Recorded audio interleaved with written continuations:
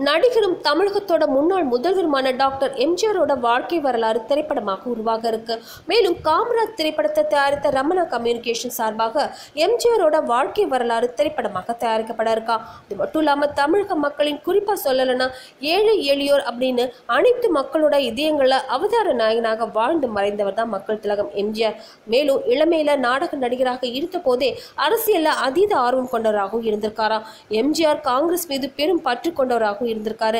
தேசத்தின் மீதும் அக்கறை கொண்டவரான இவர் அந்த நாட்களிலேயே கதர் சட்டை கதர் வேஷ்டி தான் அணிஞ்சிருக்காரு. திரைத்துறையில எம்ஜிஆர் உச்ச நட்சத்திரமாக மின்னிக் கொண்டிருந்த காலகட்டத்தில் அவரோட புகழையும் கவர்ச்சியும் பயன்படுத்திக் கொள்ள திட்டமிட்ட திராவிட முன்னேற்ற கழகம் பல முயற்சிகளை மேற்கொண்டு அவரை தன் பக்கம் ஈர்த்து கொண்டது அப்படின்னு தான் சொல்லணும்.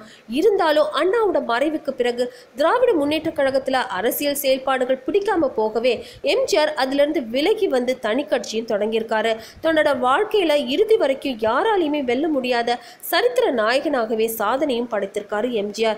நடிகர், இயக்குனர், தயாரிப்பாளராக சாதித்த அவர் தன்னோட படங்களை ஹாலிவுட் படங்களுடன் ஒப்பிடும் வகையில தொழில்நுட்பத்தை உருவாக்க ரொம்பவே அக்கறையும் செலுத்திருக்காரு. காமராஜர் அப்படிங்கிறவர் என்னுடைய தலைவர் சொன்ன அவர் அண்ணாவை என் வழிகாட்டி அப்படின்னு திறந்த உள்ளத்துடன் ஒப்புக்கொண்டவர் தான் எம்ஜிஆர். அது மட்டும் இல்லாம எம்ஜிஆர் தன்னோட ஆட்சி காலத்துல காமராஜரோட மதிய உணவு திட்டத்தை சத்துணவு திட்டமாக திறம்பட செயல்படுத்தி இருக்காரு. மேலும் எம்ஜிஆர் தன்னோட வாழ்க்கையில சந்தித்த சவால்கள், சோதனைகள், சூழ்ச்சிகள், அந்த முறியடித்து வெற்றி கண்ட சுவாரஸ்யமான சம்பவங்கள் அப்படின்னு மொத்தத்தையும் திரைக்கதையாக தொகுத்து திரைப்படமாக உருவாக்க இருக்காங்க. இந்த பிரம்மாண்டமாக உருவாகும் திரைப்படத்திற்கு அன்றைய அரசியல் தலைவர்கள் உருவ ஒற்றுமையோடு இருக்கிற நடிகர்கள் தேர்வு நடைபெற்றுக் கொண்டிருக்கான். மேலும் தமிழ் திரையுலகில் முன்னணி தொழில்நுட்ப கலைஞர்கள் பங்கேற்கும் இந்த படத்தோட படப்பிடிப்பு கூடிய சீக்கிரமே தொடங்க இருக்கதாகவும் சொல்லப்பட்டிருக்கு. Hello, net TV for you subscribe பண்ணியா? Over. Hello, net TV for you subscribe பண்ணிட்டேன். ஓவர்.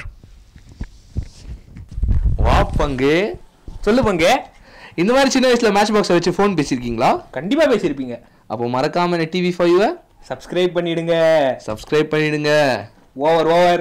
இந்த வீடியோ பத்தின உங்களோட கமெண்ட்ஸை மறக்காம சொல்லுங்க.